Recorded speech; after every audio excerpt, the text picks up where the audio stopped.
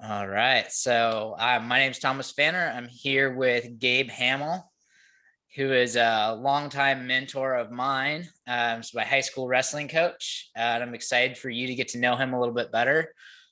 He has been had a very determined path in his pursuit of financial freedom.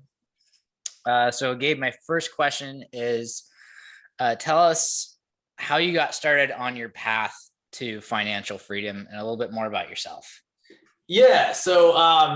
Really my path to financial freedom, I think started a little bit after high school. I mean, I was like the kid that had the paper out at 12 years old, and I was selling candy bars out of my locker in middle school.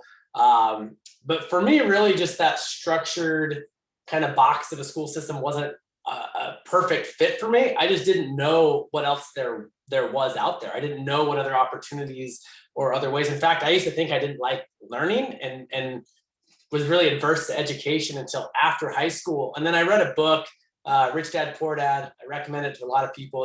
It's not a how-to, but it's really just a mindset around money and finances and financial freedom.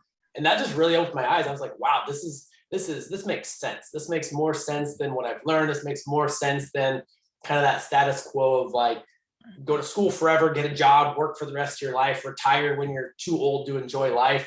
That just didn't make sense to me. So I thought, hey, there's another way. I want to take financial freedom into my own hands. And so that book was really kind of the spark. And then I just took it upon myself to learn as much as I could about finances and about financial freedom. And I realized I actually like to learn. I like education. It's just a different type of education. It's a less formal and more of a self-education. Sweet. I love that. So that kind of digs into the next question. And I thought about this question for you because of how much you taught me with it, wrestling room, more than just wrestling, but all the mindset, like you talked about, that goes into it. What experiences outside of the financial world helped you when you were at the point where you were having to take risks and get uncomfortable with either financially or living situations where you knew you needed to do that to get to where you wanted to be? Yeah, no, it's a good question. And like, you having a wrestling background and just kind of knowing me, like I took a lot of what I learned in wrestling into so many other aspects of my life, because a lot of it really does start in the mind, right? So before I started investing in real estate, before I became financially free, like I knew, like I had it in my mind that I would become financially free, that real estate investing would be that tool. My friends would be like, how are you going to do that? And I didn't know how. Like I didn't need to know the how at first. I just knew that I would. I didn't have a plan B. I was 100% sold that I will be financially free through real estate. I know people have done it, so why shouldn't I be one that can do that? So kind of like wrestling, like, before I won a state championship, it's like I had that in my mind way before I ever won a state championship. And then I did all the steps and did all the things that I needed to do to get there. So I'm a strong believer. You got to believe it in the mind first, then you take those actions and do the things that it's going to take to get you there. And some of that is just not really caring what others think, like you believe it in your heart and your mind. Like if you believe it, like that's what matters. You're going to have naysayers in your life, whether it's, you saying, hey, I'm going to be financially free, or any other type of goal. So. Awesome. Great stuff. Great stuff. So you're going to be a mentor in the Unlocking Manhood program this summer, helping educate candidates about financial freedom. What are you most excited about as far as helping with the camp?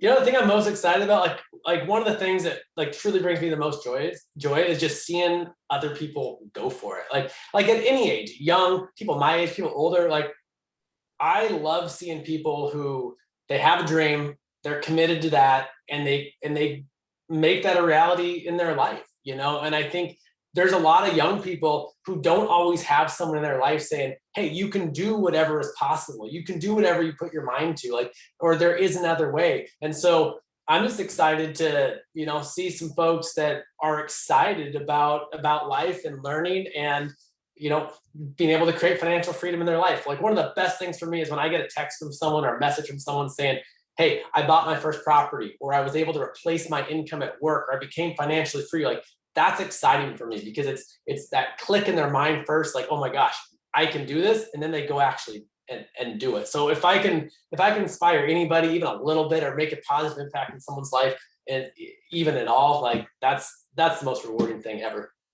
Nice. Yeah. I think you hit the nail on the head with that. Like the goal of this program is to have that click in your brain and have that clarity. There's so much to learn about all the different facets of becoming a man that we're going to discuss. But if you can step into the program and have that clarity and that vision so that you know where you're going with your life, like you know, I think it was Jamie that was talking about you can't see where you can't go where you haven't seen. And so seeing it and having the clarity is so powerful from that young age. For sure. And you don't have to know everything, right? Like nobody knows it all, right? But if you have that desire, like that's what's going to get you, and you keep that desire going, that's how you learn, you know? And so you know, spark that in, you know, in young men. That's an amazing thing. Cause I've seen what happens when someone gets excited and they really go for it. Right on. Cool. So if you could give your 17-year-old self one piece of advice around finance, what would that be? Gosh, it's a good question.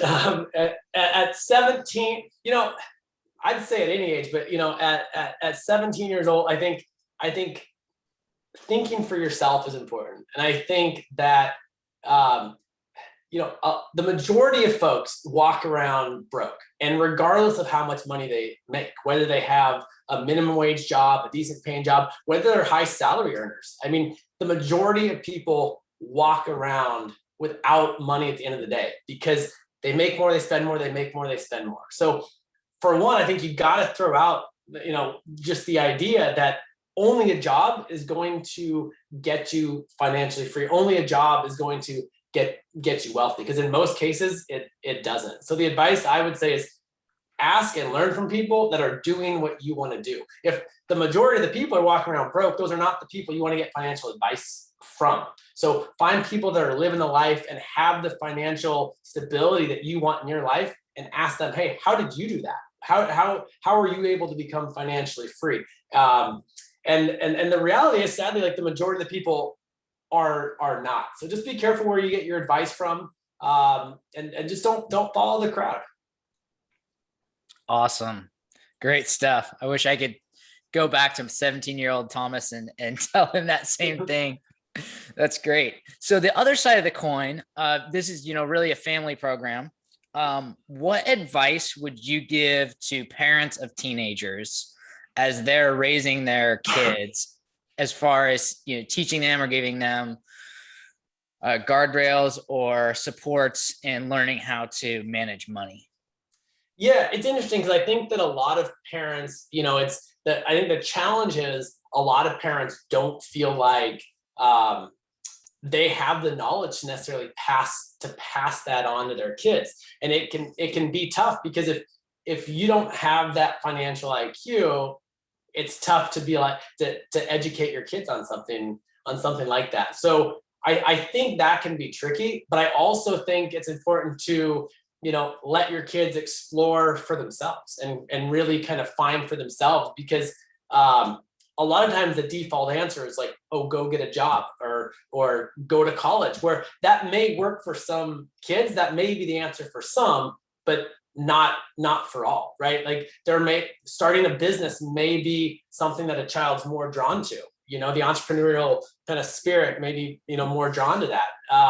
And so I think it's just listening and seeing what your kids really are passionate about, and let them explore on their own. Because again, this isn't stuff that they're going to teach in school, and this isn't stuff that I don't know, that I think that you would just pick up if you don't have those conversations with people that are doing that. Sweet. Awesome. Well, that was my last question, Gabe. Thank you so much for coming on and introducing yourself and being involved with the camp. We're excited to get rolling. If you've enjoyed this video and you want to find out more about how you could get involved with the camp, click the link below, sign up for a free consultation, and I'll give you some more information. Look forward to talking to you. Cool. Thanks for having me on, Thomas. Appreciate it.